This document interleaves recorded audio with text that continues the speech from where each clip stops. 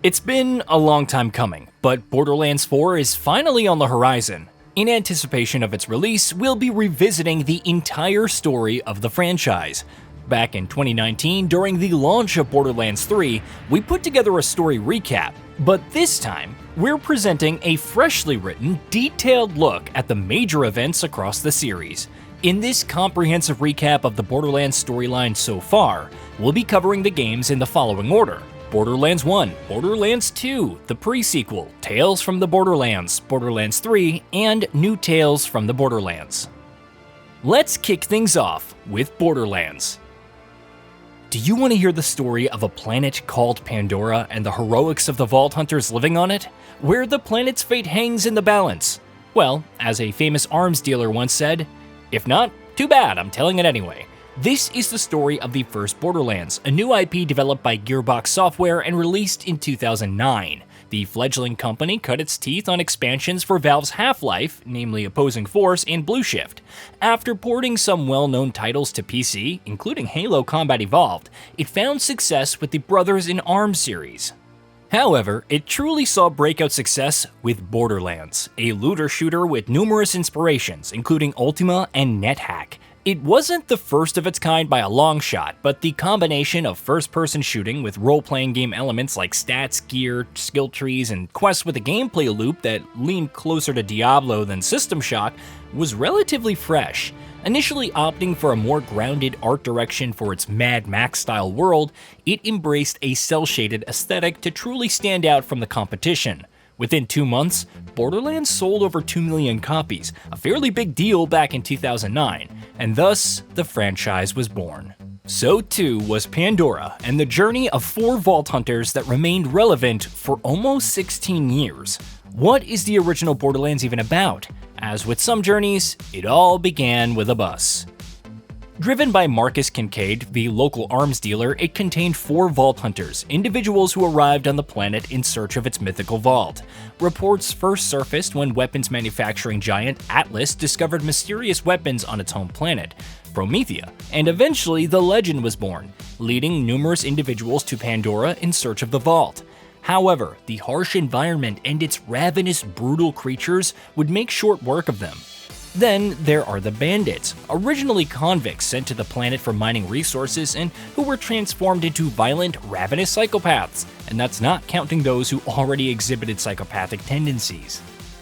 Vault Hunters are a different breed. As the main playable characters throughout the franchise, they're usually armed to the teeth and stand out in their steadfast desire for better loot. Of course, it's more complicated than that. Roland is a former member of the Crimson Lance who was honorably discharged from the group, which only ever kills those who want to leave. Lilith is a siren, one of only 6 that can exist in the universe at any given time, and she hails from the planet Dionysus. Mordecai is a sharpshooter from Artemis, with a pet called Bloodwing, who left after being accused of unprofessional behavior after winning an interplanetary competition, but evidence points to disgruntled competitors more than anything. As for Brick, well, Brick is Brick. There really isn't much more to him than that, for now, but he is very good at punching enemies. Whether it's the search for insane treasure or just another stop on their journey, the 4 arrive on Pandora for the vault. The game kicks off in the town of Firestone, which is under siege by bandits, but before the hunters do anything, a mysterious entity known as the Guardian Angel contacts them.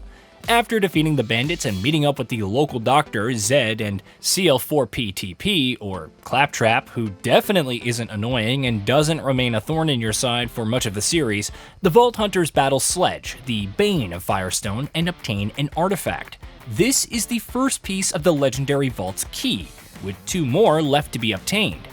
They learned this from archaeologist Patricia Tanis, who was sent by the Dahl Corporation several years prior. Her mission was to learn more about the vault. Her team didn't survive, but she seemingly discovered the means to open it. The only problem is that the vault can only be opened once every 200 years, which is happening soon. The Vault Hunters must thus collect the pieces quickly if they want a chance at the riches within. However, they also have to deal with the Atlas Corporation, which has dispensed their paramilitary group, the Crimson Lance, to the planet to obtain the key and open the vault. You'll recall that this is the same group Roland belonged to. The Borderlands Origins comics revealed that he was investigating an Atlas employee, Higgins, who stole money from the corporation. During a mission, Roland and his team would be ambushed by Higgins and other soldiers to kill them and treat them as scapegoats. Roland would survive the ordeal, and the rest is almost history, with the added implication that he killed Higgins. Back to the present, Commandant Steele is the one in charge of the Crimson Lance on Pandora, and though it's not obvious at first, she's a siren. Making her presence known after the death of Sledge, she orders that the vault key pieces are the property of the Lance and Atlas. The next target for the Vault Hunters is Crom, who resides in the appropriately named Crom's Canyon. He holds the second piece of the vault key, looted from the even more appropriately named Crazy Earl. After venturing into the canyon, defeating his bandits, and then eventually Crom, the next destination is the Trash Coast. The Guardian Angel believes that they'll find another piece there, but first, they must defeat a newly awakened Rock Hive. While it seems that all three pieces have been obtained, the Vault Hunters learn from Tanis that there's a fourth piece held by Crom's boss, Baron Flint. Previously hired by Tanis, he would steal a vault key piece after she fired him. Thus, players travel to the Salt Flats and venture onto his base, a massive excavator known as Thor. Defeating his bodyguards and eventually Flint, it's revealed that there is no fourth vault key piece. As it turns out, there are only three pieces after all, and the story of Flint and the fourth piece were a lie by Tanis. This is all told by Steele, who disables all communication on Pandora by taking down the Echo Network. Upon traversing the backdoor from Flint's base, the Vault Hunters battle through numerous Crimson Lance soldiers while infiltrating their base, the Crimson Fastness. Eventually, they find Tanis, who reveals that Steele concocted the plan to send them after Flint, which she went along with. After obtaining the vault key, she stuck Tanis in prison. Though they don't know where Steele is or how to retrieve the key, the Vault Hunters succeed in bringing the Echo Network back online, re-establishing communication with the Guardian Angel in the process. Eventually, the location of the Vault and Steele are discovered, which prompts players to go on one last murder-filled quest to stop her.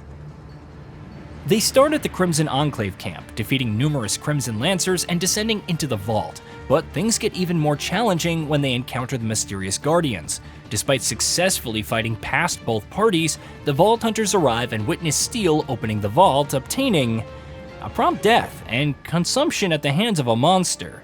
This is the Destroyer, a powerful being imprisoned by an ancient race known as the Iridians. They also created the Guardians to prevent the vault's opening. After wiping out the rest of Steele's troops, it turns its attention to the Vault Hunters. The Destroyer is immortal in its own realm, but it requires a host to survive.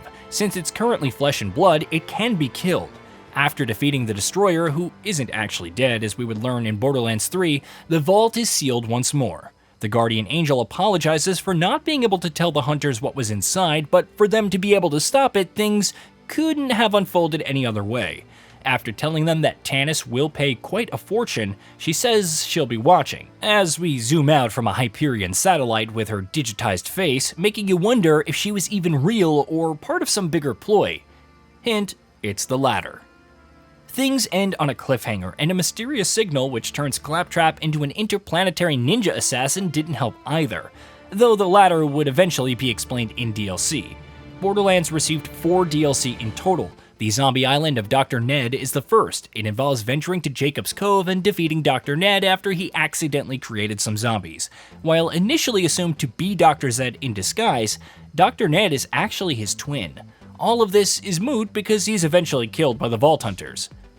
The second is Mad Moxie's Underdome Riot, a series of riot arenas led by the titular Ringmaster, followed by the secret armory of General Knox, which sees the Crimson Lance's General Knox arriving on the planet, working with former Lance assassin Athena, who would later become playable in Borderlands the pre-sequel. They eventually find and kill General Knox. A much more challenging and optional boss fight awaits afterwards, which pits players against Chromarax the Invincible, the very first raid boss in the series. The fourth DLC is Claptrap's New Robot Revolution, and picks up with the interplanetary ninja assassin Claptrap created at the end of the base game story. Tasked by Hyperion to kill the Vault Hunters, it eventually causes a robot uprising among its brethren due to their poor treatment, which prompts the corporation to send in its own troops to quell the same. He revives General Knox, Commandant Steele, and the undead Dr. Ned in Claptrap forms, and upon defeating them, the Vault Hunters manage to revert him to the usual annoying Claptrap. However, the seeds are planted for Hyperion's arrival on Pandora and the events of Borderlands 2. Borderlands the pre-sequel is a notable interval in the midst of all of this, expanding on what led to the Great Purge of Claptraps and the rise of one Handsome Jack. The series would significantly expand on its lore over time, whether it was the existence of multiple vaults in the universe or the truth of Pandora. Several characters would also have bigger roles, and things were only just getting started for the beginning 4 Vault Hunters. However, there are still several mysteries that began in Borderlands 1, including the very nature of the Guardians and their true purpose. Are they meant to be what's left of the Iridians, especially given their resemblance? Given the recent teases in Borderlands 4, especially with a mysterious Watcher who spouts riddles about their true nature in the Primordial Vault, it's likely there's much more to their functions than simply guarding the vaults. Nevertheless, it's incredible to look back on the history of Borderlands and how far the series has come. The original received acclaim for its mix of RPG looting and shooting, even with how simplified everything from the build crafting and Vault Hunter skills to the enemies themselves seem in retrospect. And even if the story could be viewed as fairly disposable, at the very least, it's not remembered as fondly as Borderlands 2. The writing received some attention for its dark humor. Nothing could stop Claptrap from being incredibly annoying, but at this point, it's a series tradition for better or worse.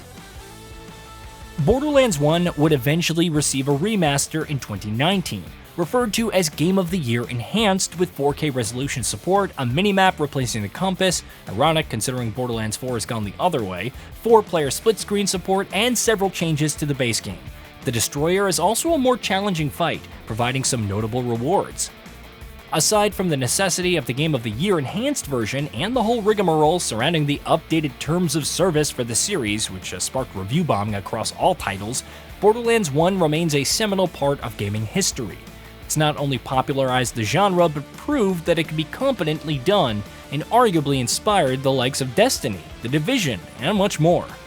The story is only just beginning though, and truly picks up in Borderlands 2. Launching a whopping 3 years after its successful predecessor, Gearbox Software's Borderlands 2 began with a straightforward premise, one that resonated with fans because of its authenticity. You're not the hero. Pandora is no place for a hero. But you know who is a hero? Why, Handsome Jack, of course. Following the events of Borderlands 1 and the pre-sequel, the Hyperion Corporation has established its foothold on the planet, led by the charismatic Handsome Jack. Vault Hunters still try to test their luck on the planet, but this time they're decimated by Jack and his mix of robotic loaders and power armor-wielding goons. The propaganda talks about how he's doing a wonderful thing and how the Vault Hunters are little more than loot-chasing criminals who want mayhem and chaos, not unlike the bandits who still roam the planet. However, this is all a lie. Jack isn't protecting Pandora and civilizing it for all of the denizens of the cosmos. There's a not-so-subtle hint of cruelty in everything that he does, even in the City of Opportunity being built in the Highlands, where the idea of showcasing what a safer Pandora could be is offset by simple crimes like littering being punishable by death. The only thing that's for sure is that Jack is hunting for the vault. No, not the vault from the previous game, but a new vault. As it turns out, the first vault's opening has resulted in Iridium, an alien resource cropping up all over Pandora. By opening the second vault, Jack wants to leverage its unknown power for complete control. All of this is conveyed by Marcus, the arms merchant of the first game, returning to tell yet another story, whether you want to hear it or not. The previous 4 Vault Hunters, Roland, Lilith, Mordecai, and Brick, have all dispersed into the wilderness, though we quickly learned that that isn't the case. Players control one of 4 new Vault Hunters. Axton is the commando, formerly part of Dahl's military, but after one too many problems, he could be discharged by his commanding officer and wife. Avoiding execution, he would take on bounties, and after learning about the new vault from the radio, embarked on a quest to find it. Maya was born on Athenas, and after emerging as a siren, she became part of the Order of the Impending Storm and was raised in secret. However, upon learning that the Order was using her to terrorize the populace, she would break free and venture to Pandora. Unbeknownst to Maya, Jack was already surveilling her on Athenas, though how exactly she ended up on the same train as the current crew is unknown. Salvador's story is fairly straightforward. As a Pandoran, he was up for execution due to his extensive bandit killing. Hyperion would arrive at the same time, and after systematically slaying them, he learned from the sole survivor of the Vault. As for Zero, he would take on various jobs to assassinate all kinds of targets, but arrives on Pandora to seek out something much more challenging. After learning of the Vault, the rest is history, though his origins and whether he's human or something else entirely remain unknown. On board one of Hyperion's trains, welcoming Vault Hunters to Pandora, they quickly learn of Jack's ruse and battle against loaders and Hyperion troops. Despite emerging victorious, the train explodes, and they're left for dead. Fortunately, they're not. Unfortunately, this fact is revealed by the one surviving Claptrap unit in the universe, who's been hiding out in Windshear Waste. After obtaining some weapons and retrieving Claptrap's eye from Knuckledragger, a massive bullymong, the Vault Hunters meet with Sir Hammerlock, a hunter who resides in the Southern Shelf. Of course, with everything the Vault Hunters are doing, and by the fact that they're not dead, Handsome Jack puts out a bounty on their heads. This attracts the attention of Captain Flint, the brother of Baron Flint, who sends his gang of flesh rippers to claim the bounty. It's eventually revealed that Claptrap was a captive of the gang and managed to escape, but to leave Southern Shelf, they need to defeat Flint and commandeer his ship. Naturally, they accomplish this, and it's off to find Sanctuary, where the Crimson Raiders reside. But why? Well, just like the first game, the Guardian Angel contacts the Vault Hunters and wants to help them defeat Handsome Jack. Or at least, so they think. Meanwhile, System Shock 2 players probably felt a vague sense of deja vu, but I digress.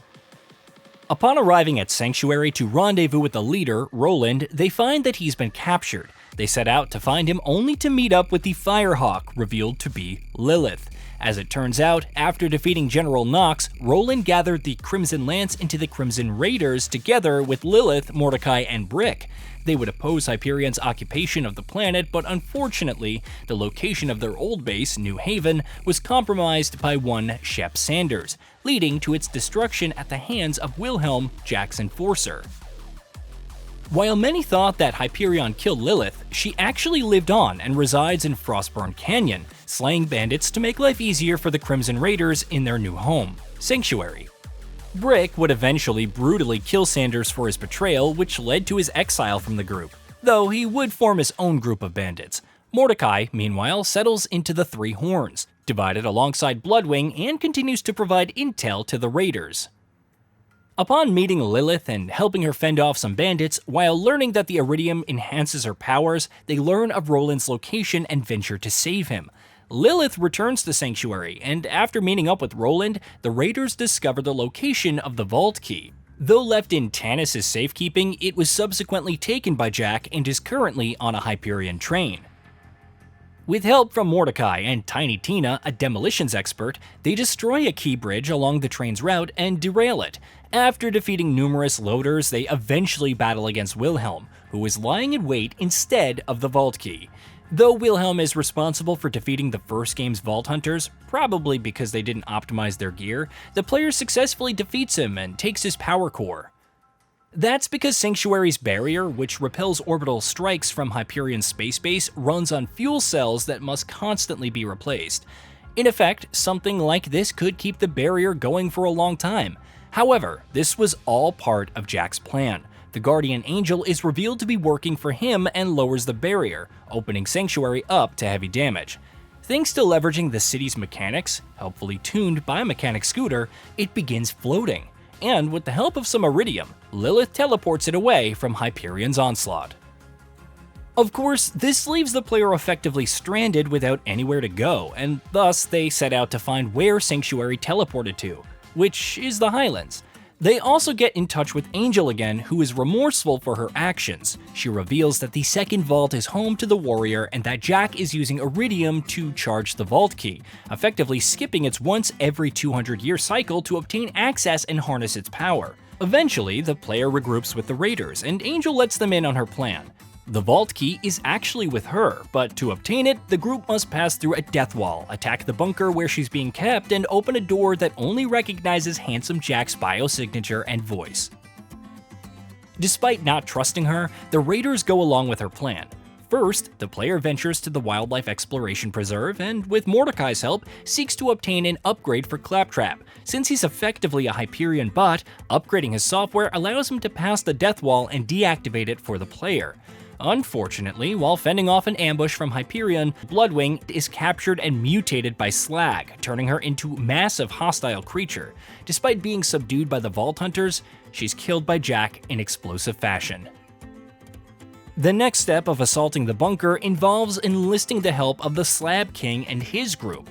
After killing many of his minions, including one that really wants you to shoot them in the face, and somehow thanks you after it's done, you meet their leader, who's revealed to be Brick. One successful defense against Hyperion later, it's time for the next step. Venturing to Opportunity, Jack's idealistic city, to find one of his body doubles. After slaying them, taking their pocket watch, and uploading several voice recordings of Jack to Angel, the player receives a voice modulator. Despite Jack learning that Angel is helping the Vault Hunters, and thus expecting their assault, preparations are complete, and the group sets forth to raise mayhem once more. Things go fairly swimmingly, even as it's revealed that the bunker is a flying boss armed to the teeth. Upon defeating it and gaining access to Angel, they learn that she's actually a siren and Jack's daughter. Furthermore, Jack is using her to charge the vault key with iridium injectors, which constantly supply her with the material. Destroying them will kill her, but she's fine with this rather than continuing to serve her father's twisted plans. Angel subsequently dies, and while the vault key is ripe for the taking, Jack suddenly sneaks up on and kills Roland. An enraged Lilith has a control collar attached to her, with Jack set to use her against her will to charge the vault key in place of Angel. Before anything else can happen, she sends the player away.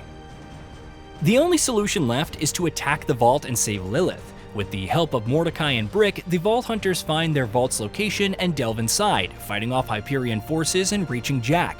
Despite dealing fatal damage to him, he still awakens the warrior and commands it to kill them. Of course, the player succeeds in fending off the warrior and can either kill Jack or let Lilith have the satisfaction. Before she can destroy the vault key, it reveals the location of other vaults in the universe. This is where the base game ends, with the credits showcasing the defeat of the remaining Hyperion forces. There are several post-game DLC, some varying in scope and offering different tales, including Sir Hammerlock vs. the Son of Cromorax, where players venture to an island resort to rescue the Hunter and defeat the invincible son of Cromorax the Invincible, a reference to the series' first raid boss. Mordecai, Brick, and Lilith even reference the ledge used to defeat it.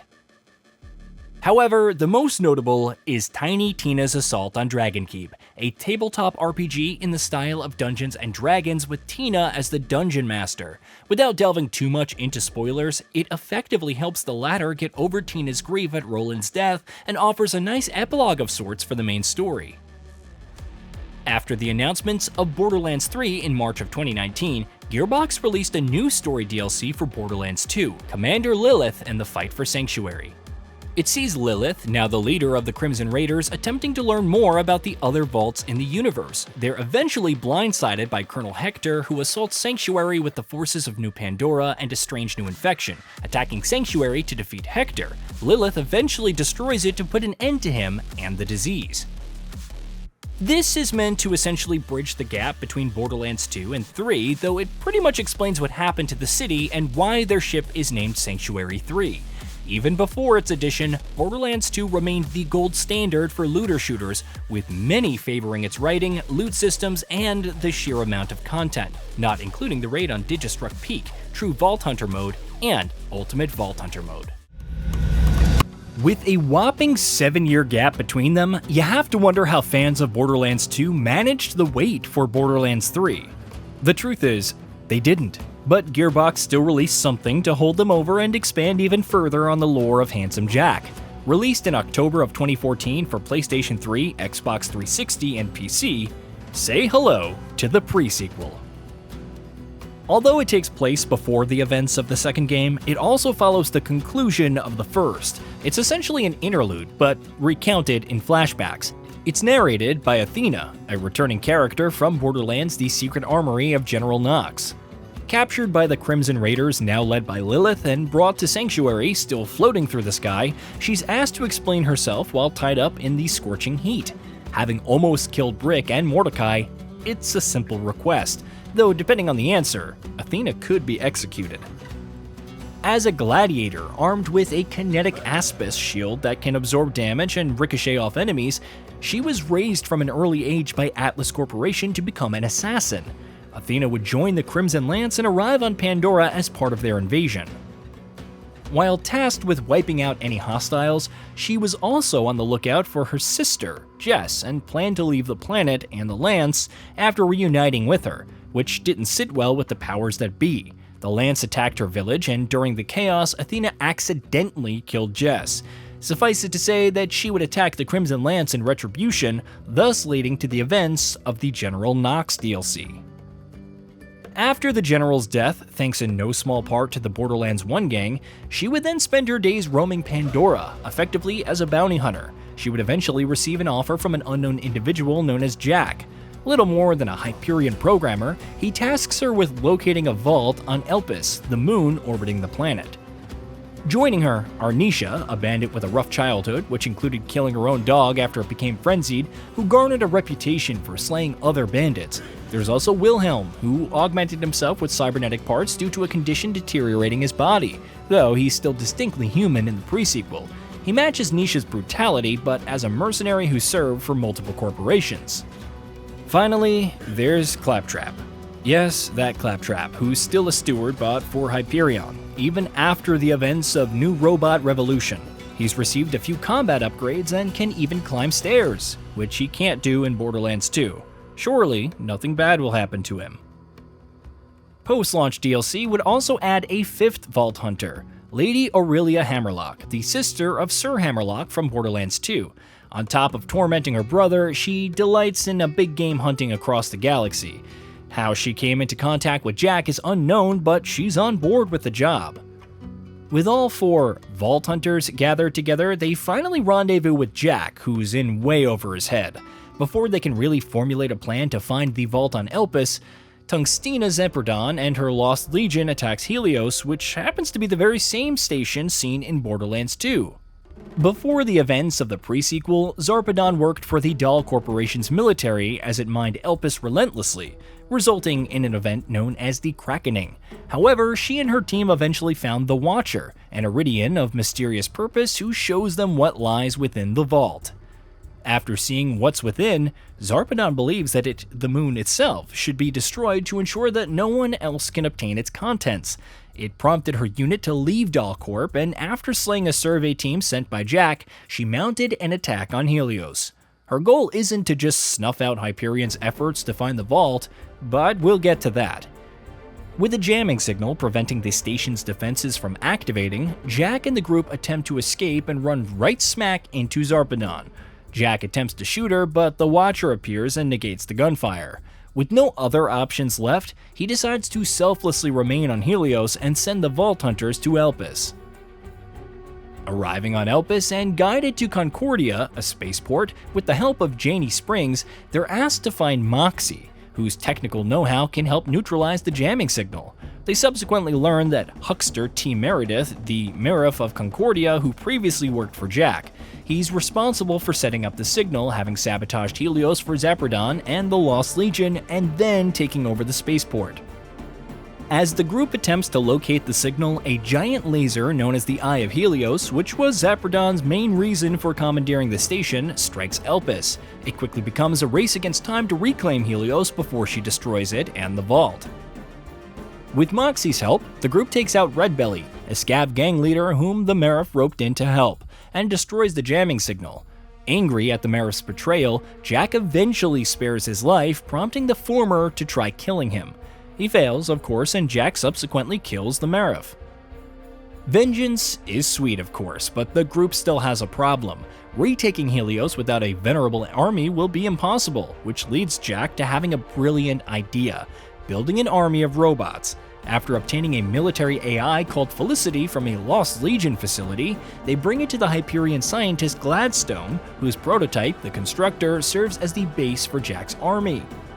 Jack wants Felicity to become its AI, which she's against and suggests making a copy of herself instead.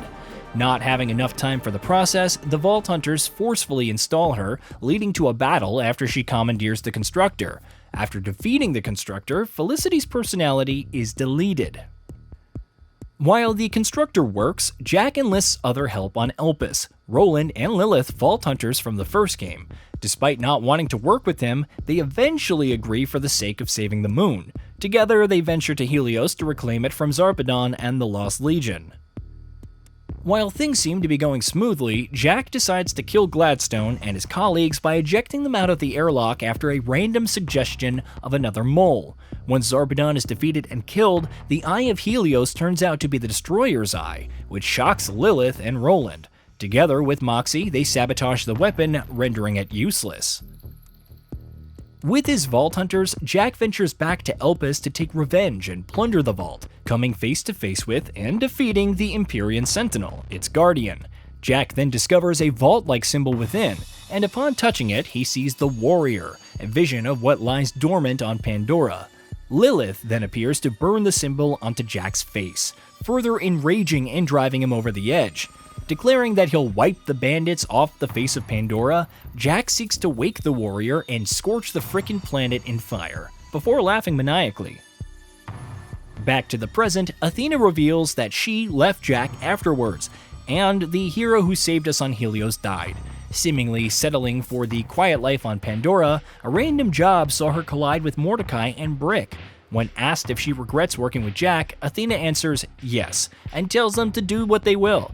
Lilith orders the Crimson Raider troops to fire on Athena, but the bullets are stopped by the reappearing Watcher, who tells them now's not the time for bickering because war is coming, and they would need all the Vault Hunters that they could get. The credits then roll, showcasing what happened to the other Vault Hunters. Wilhelm joins Jack and goes full chrome, Atom Smasher style, laying waste to New Haven.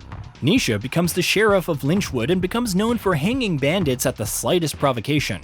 Both would subsequently meet their end at the hands of the wave of Vault Hunters in Borderlands 2.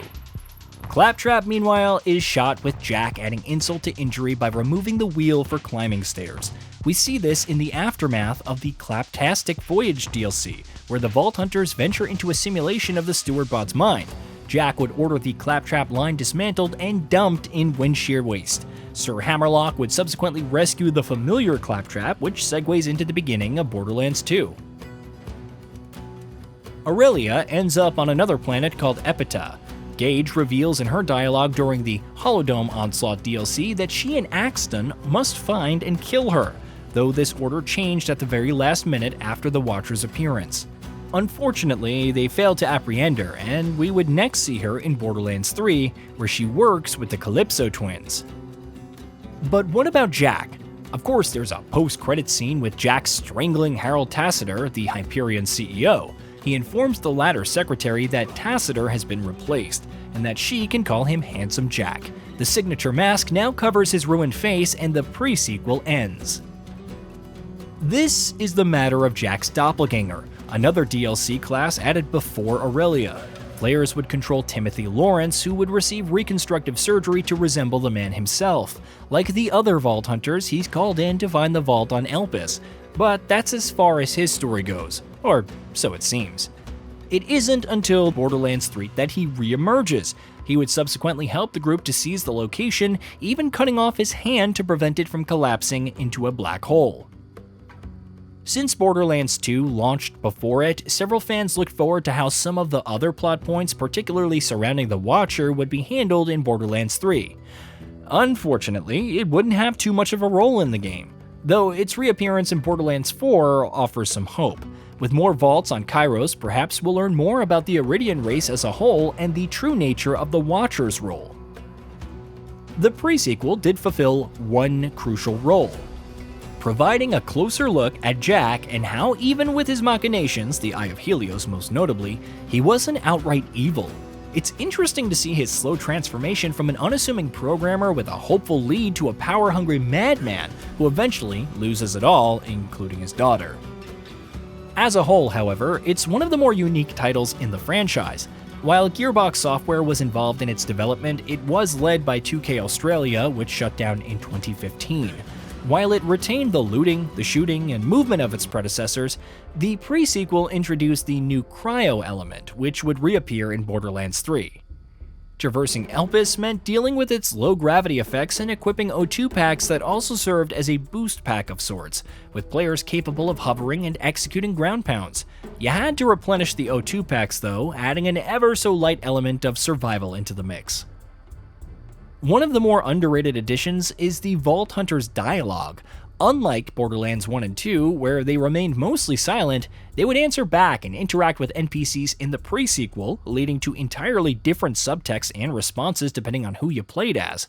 This would become another staple of the franchise as seen in Borderlands 3. The pre-sequel definitely had its shortcomings, especially in the level design and the lack of endgame content. Its longevity was nowhere near Borderlands 2, which the most devoted fans continue to swear by. Nevertheless, as means of satiating fans before the inevitable threequel, it fulfilled its role. However, there are still some questions. How did Athena encounter Brick and Mordecai in the first place, leading to her capture? And since she didn't appear in Borderlands 3, what happened to her after the pre-sequel? Fortunately, these questions and many others are answered in future parts of the series. Before Borderlands 3 and running somewhat parallel to the events of Borderlands the pre-sequel, Gearbox released an unusual spin-off for the franchise, Tales from the Borderlands. Developed by Telltale Games on a hot streak after titles like The Walking Dead and The Wolf Among Us, which surely lasted without any problems, it deviated from the looter-shooter formula to offer an interactive narrative adventure. Players' choices would impact the narrative, opening up new branches and possibilities, though there's only one canon ending. It also gave us two of the more well-rounded yet underappreciated characters in the franchise, Rise and Fiona. The former is a Hyperion employee who seeks to stay ahead of the hated Hugo P. Vasquez, and the latter is a con artist on Pandora alongside her sister Sasha. You'll control both over the course of the title's 5 episodes, switching perspectives as they attempt to steal a vault key for their own purposes, despite not being vault hunters or possessing mass extinction capabilities. Of course, as is par for the course in a Borderlands story, nothing goes according to plan. The story is told in flashback form as Rise, captured by a mysterious stranger in the desert on Pandora, narrates everything that led to the current predicament. Working on Helios alongside Vaughn, Rise's life is turned upside down when Vasquez becomes the new boss. But he also hears about the latter's plan to purchase a vault key from someone on Pandora. With the help of Yvette, Rise and Vaughn decide to venture planetside, crash the deal, and take the key before Vasquez. Despite a luxury ride on the planet, things take a turn for the worse when they're attacked by bandits while seeking the World of Curiosities. A Hyperion loaderbot, subsequently named Loaderbot, arrives to aid them, leading to a heroic moment where it either self-destructs or evacuates, much to Rise's sadness. Upon arriving at the museum, they're brought before August, who's selling the vault key. After Fiona disputes this claim in the present day, we get her side of the story. How she and Sasha grew up stealing and conning others to survive before being taken in by Felix. The latter hatches a plan to fence a fake vault key to August, who will then sell it to Vasquez for millions. Alongside the key being discovered to be fake, Bossa Nova, a bandit, steals the money. As a result, Rise, Fiona, Sasha, and Vaughn band together to track and retrieve the money. To do so, Rise uses a Hyperion ID belonging to the deceased Professor Nakayama and passes out, though he hears a mysterious voice mockingly asking if he could follow in his footsteps. Once he awakens, the four infiltrate Bossa Nova's camp, and it's not long before Zero from Borderlands 2 arrives to help out and kills the bandit while mentioning the Gordy's project to Moxie. Rise and Fiona then discover 2 pieces of the Gordy's project, which showcases a map leading to a vault. They're told this by Handsome Jack, or rather his AI, implanted in Rai's head due to Nakayama's ID chip. In the next episode, after some shenanigans involving General Pollux and the Handsome Jack AI, the group is attacked by a barrage from Helios, leading to a desperate escape. Rise and Vaughn, separated from Fiona and Sasha, end up meeting Vasquez but escape and reunite with Loaderbot to venture to Hollow Point or Old Haven.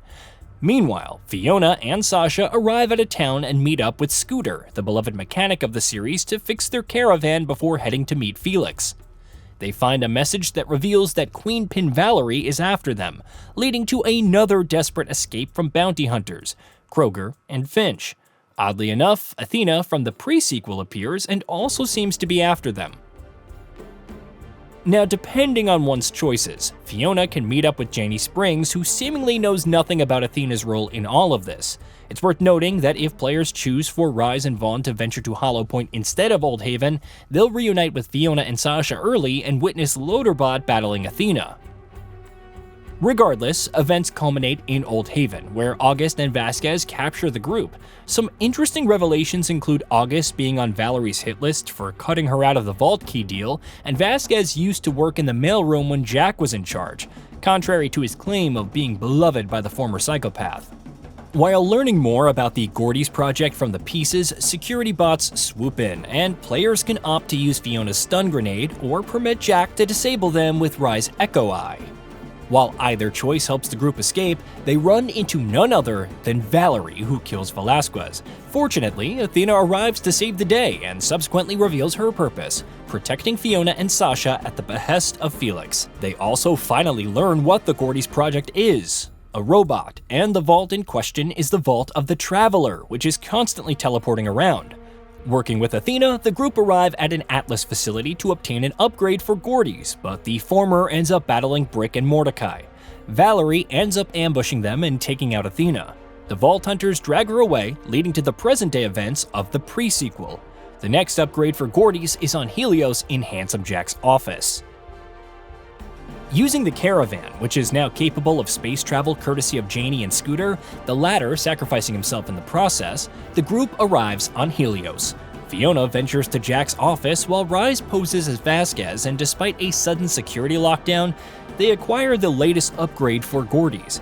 However, the Handsome Jack AI tells Rise to upload it into Helios, which leads to the latter becoming president of Hyperion. Refusal results in the AI forcibly entering Helios and taking control.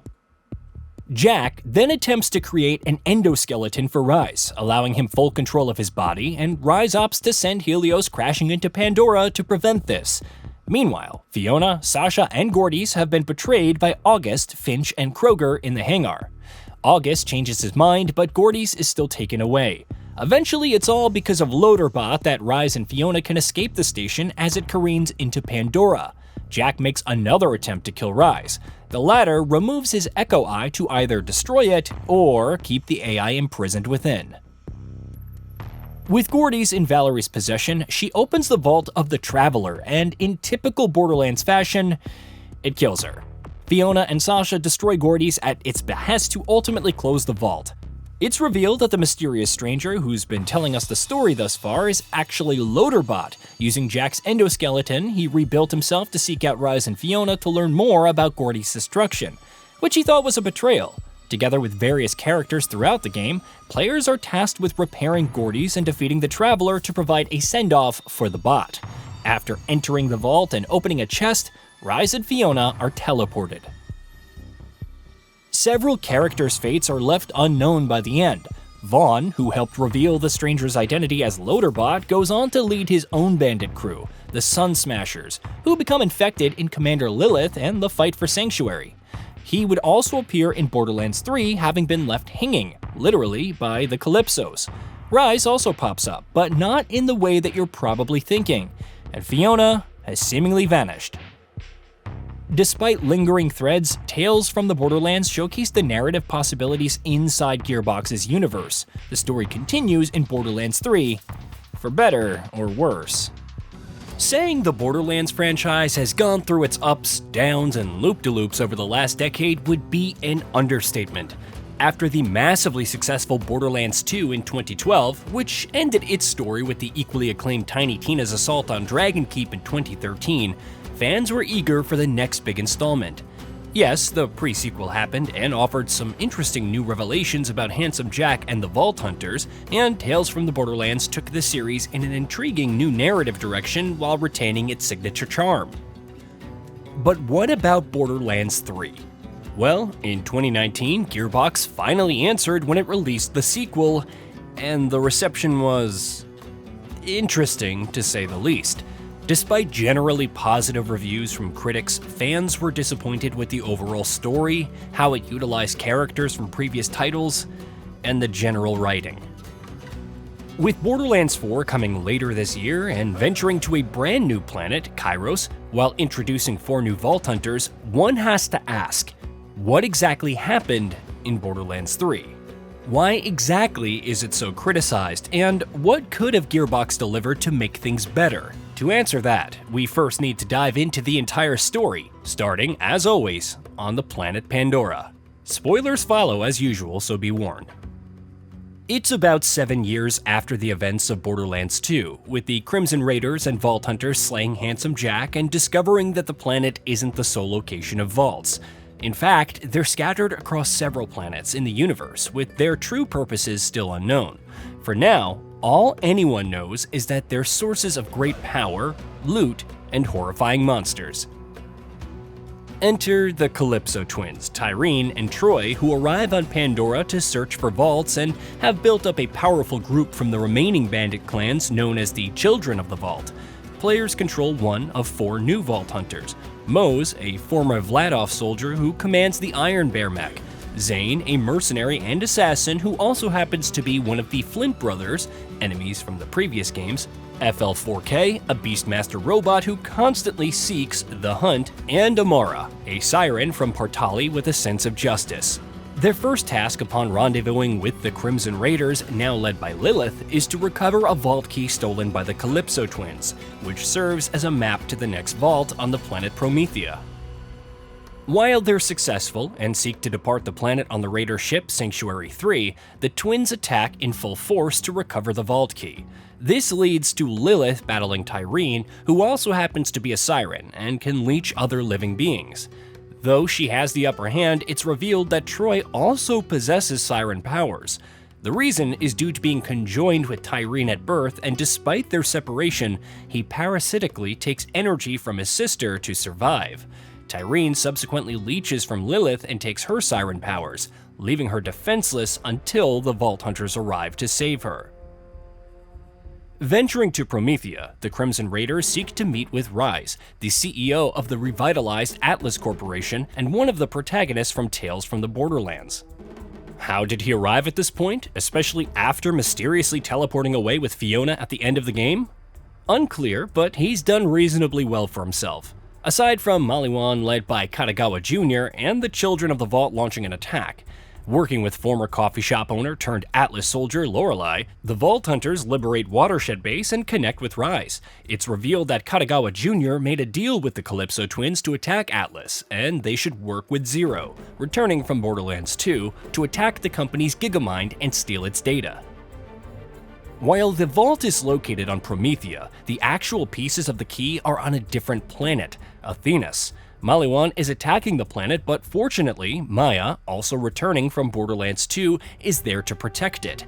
Once they've finished repelling the threat and obtaining the key fragments, she joins up with the Crimson Raiders once more, bringing her apprentice, Ava, along for the ride.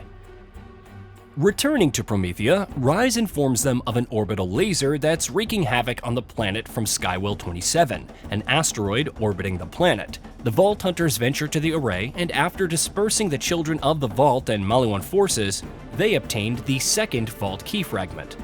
Eventually, they must contend with Katagawa Jr. head-on, who uses a suit and abilities similar to Zero. Together with the latter, they eventually defeat him, after which Rise presents the third and final Vault key fragment.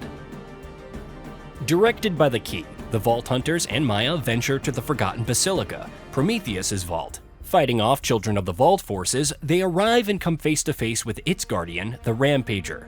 After defeating it, Ava suddenly reveals herself having come along for the ride despite Maya telling her to stay with Lilith.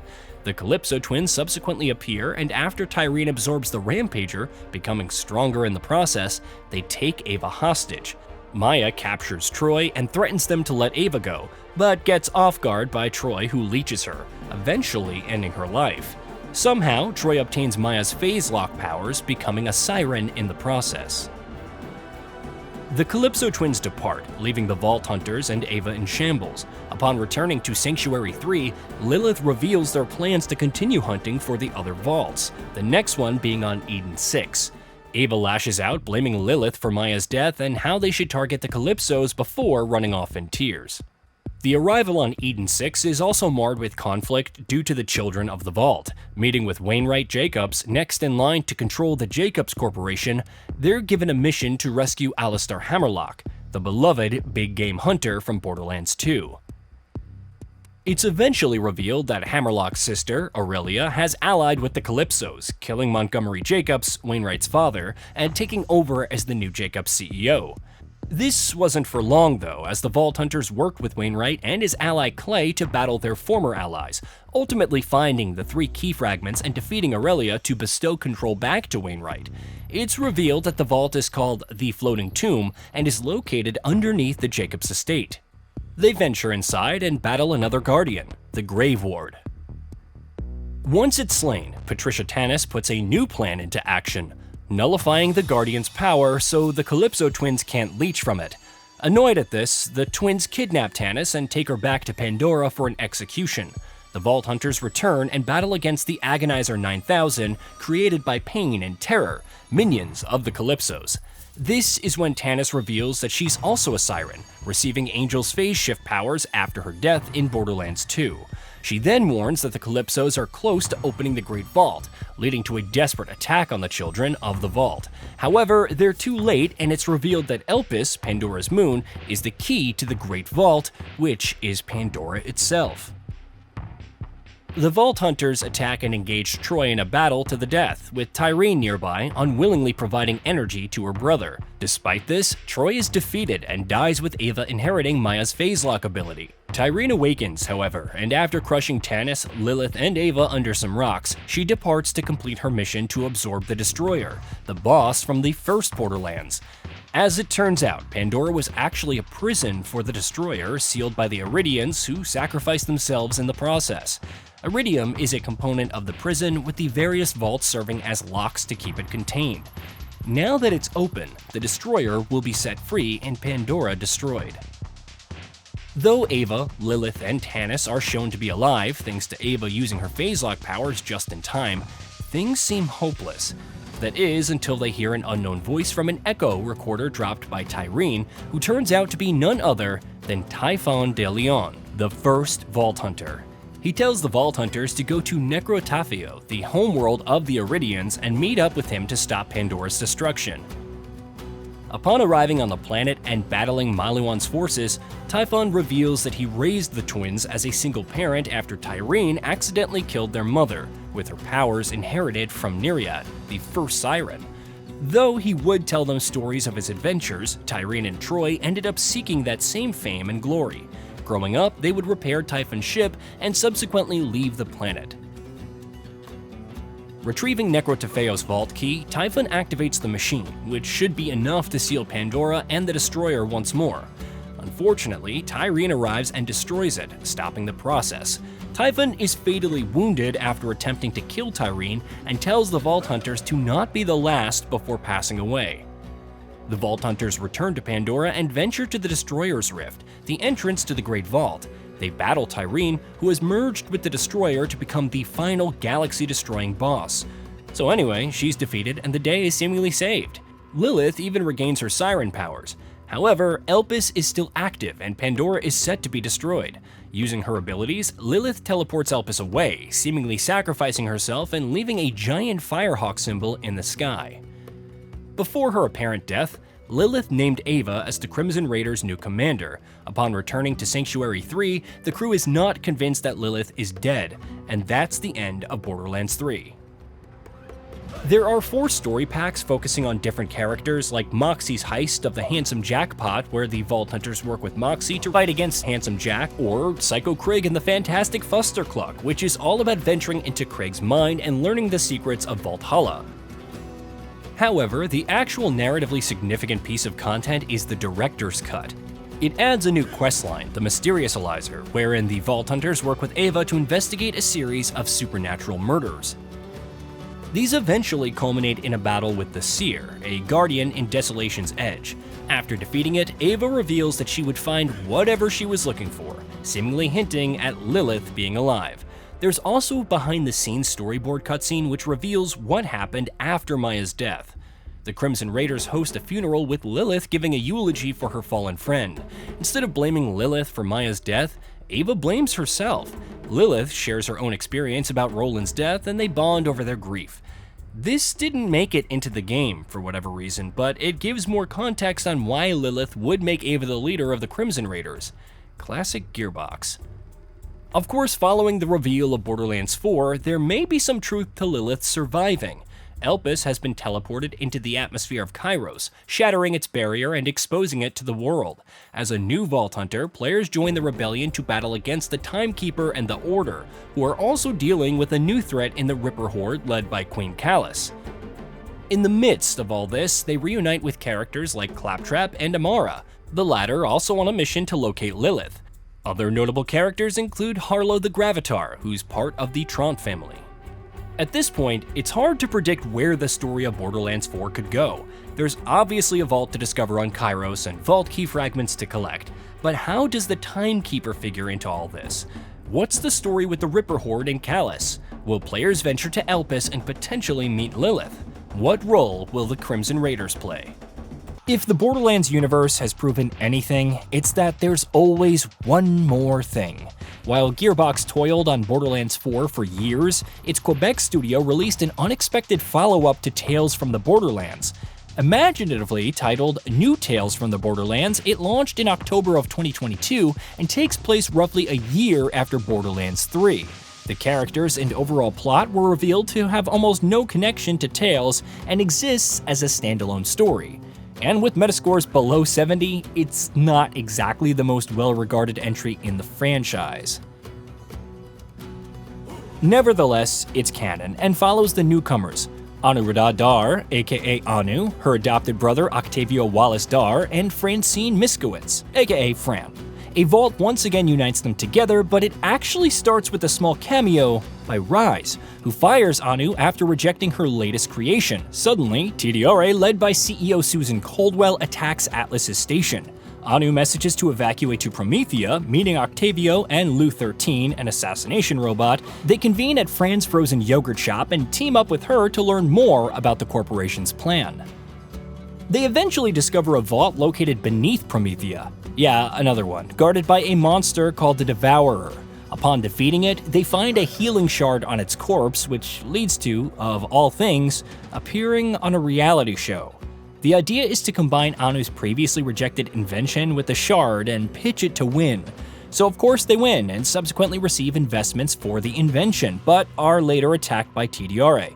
Anu dies, but is then revived and possessed by some mysterious entity, which sadly isn't Loaderbot. The investor turns out to be Coldwell, who reveals that the shard is made of a substance called anahatium and comprises 2 halves. She plans to combine them to power a torture device based on Anu's invention and threatens the other corporation CEOs to merge with TDRA. This angers the presence within Anu, causing an outburst. While TDRA manages to contain the situation, the anahatium shard is now fused with Anu. After Anu converses with the entity, a spirit contained in the shard, and reunites with the group to face Caldwell, the latter puts her plan in motion, using her device to torture Promethea. Anu can either fully merge with the shard and defeat Caldwell with its power, or reject it and defeat Caldwell with Octavio and Fran. Promethea is saved, and the shard, now complete, flies off into space. Depending on your skateboard score, accrued by selecting the right dialogue choices and passing QuickTime events, and the relationship scores between the protagonists, there are 5 endings to unlock. The worst endings involve one of the 3 dying, If Anu dies, Octavio and Fran go on to run the latter's yogurt shop. If Fran dies, Anu and Octavio will work together and establish a new company. Octavio's death sees Fran and Anu working in the yogurt shop. The neutral ending involves the three mutually parting ways, and a post-incident breakdown showcases how Promethea is coping with everything. Now, the best ending involves Anu, Fran, and Octavio surviving, opening a new company, Healing Inc., which leads to an admittedly funny breakdown from Rise because they didn't call him about the shard, and wants their help in pursuing it. If you obtain a skateboard score of at least 80%, Lou 13, who sacrificed himself to save Octavio, is repaired, and none the worse for wear. Perhaps the most interesting part is that the story is revealed to be narrated by weapons dealer and regular narrator Marcus Kincaid to, of all people, Fiona. She deduces that the shard is heading to the Gladius Nebula and also steals Marcus's wallet because, of course she does. It doesn't tell us what Fiona has been up to for all those years, why she's interested in the shard, what's become of her sister and whatnot, but it leaves the door open to another spin-off for better or worse. The second most interesting bit is seeing Athena in the video call between Caldwell and the other corporation CEOs. By process of elimination, some have taken this to assume that she's now the CEO of Hyperion. It wouldn't be the biggest stretch, especially considering her history with Handsome Jack, but it runs counterintuitive to her character arc. There's really not much else to say about new Tales from the Borderlands, aside from viewing it as a stopgap before the release of Borderlands 4. It's there for those who seek it, and provides the smallest of continuations for Rise and Fiona. Nothing more and nothing less. And that's it. That is the complete story of Borderlands from start to finish. Obviously, there are a lot of questions that are still unanswered, so hopefully those will be addressed when Borderlands 4 launches on September 12th for Xbox Series X and S, PS5, PC, and Nintendo Switch 2. Hey, did you know that we at GamingBolt upload new videos every day? Stick around, drop a like, subscribe, and hit that bell. And let us know what kind of content you'd like to see in the future with a comment below.